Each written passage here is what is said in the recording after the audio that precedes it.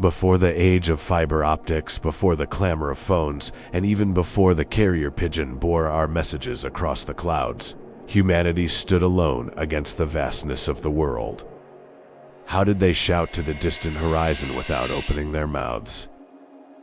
How did they send news across mountains without etching a single letter? The secret lay not in speech, but in fire, in pillars of smoke rising to script a language in the sky, readable only by those who knew the secrets of the flame. In those ancient eras, there were no intermediate tools. The reliance was entirely on the language of the elements. Fire was the sole messenger piercing the veil of darkness, not merely as warmth, but as a complex code of smoke. The art of fire starting required surgical precision by selecting specific branches and adding herbs to intensify the smoke, while sculpting its flow with hands or primitive fabrics to create visual pulses. They were, in effect, painting letters upon the sky. In the absence of any technology, smoke was the visible internet of antiquity. It was not merely random wisps drifting on the horizon. It was a code crafted with chemical and artistic accuracy to ensure the message was received miles away. Tribes had long ago agreed upon a complex visual dictionary based on three fundamental elements: color, shape, and cadence. Color was the first message to reach the eye. Man learned to manipulate nature to serve his meanings. White smoke was produced by burning dry materials and brittle branches, while thick black smoke was conjured by burning damp matter, green leaves, or animal hides. Yet color alone was insufficient. Shape was the medium that gave the smoke its meaning. They used leather covers or wooden shields to manipulate the flow of smoke emanating from the fire. To complete this language, they added cadence as a decisive factor in differentiation. 3 consecutive clouds, for instance, served as a call understood by the tribe, in a way distinct from a repeating signal of 2 clouds followed by a pause, then another sequence. However, nature was not a submissive ally. Rain represented the technical death of those eras, extinguishing the flame that carried messages of survival. To face this challenge, man realized that fire alone was not enough. They began to innovate, relying on the wisdom of timing and location.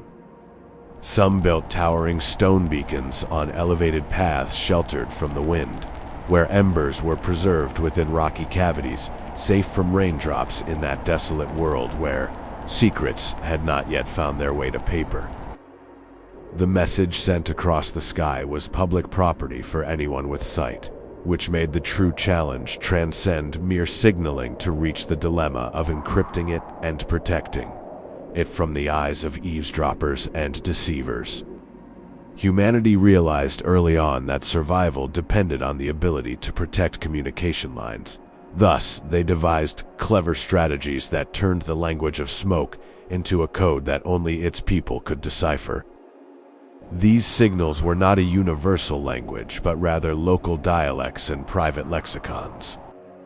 What one tribe saw as a sign of imminent danger, another neighboring tribe might interpret as an abundance of resources or an invitation to celebrate creating a barrier of ambiguity that thwarted all attempts by outsiders to interpret what was unfolding on the horizon. They did not merely encrypt the meaning. They harnessed geography to fortress their messages. They chose precise points to ignite fires behind solid rocks or hidden mountain depressions, visible only to those who knew exactly where to look. They avoided the eyes of observers, exploiting the moments of glare at dawn or dusk that distorted vision, making the message appear as a mirage to strangers while serving as a clear signal to the waiting ally. Because caution was their habit, they developed an authentication system based on wave and response. No single signal was enough to trigger action. The receiving tribe was required to respond with a pre-agreed confirmation signal. If the other party failed to replicate this exact response, the deception was instantly exposed. turning any attempt to mimic the signals into a trap that backfired upon the imposter. At the height of conflicts, humanity entered the stage of primitive jamming. If they felt the enemy was monitoring the mountain peaks, they intentionally ignited false fires here and there to confuse the view and divert attention, while the true message slipped through via faint fires from unexpected secondary paths. Information security back then rested on two pillars of steel: mutual trust and geographical isolation.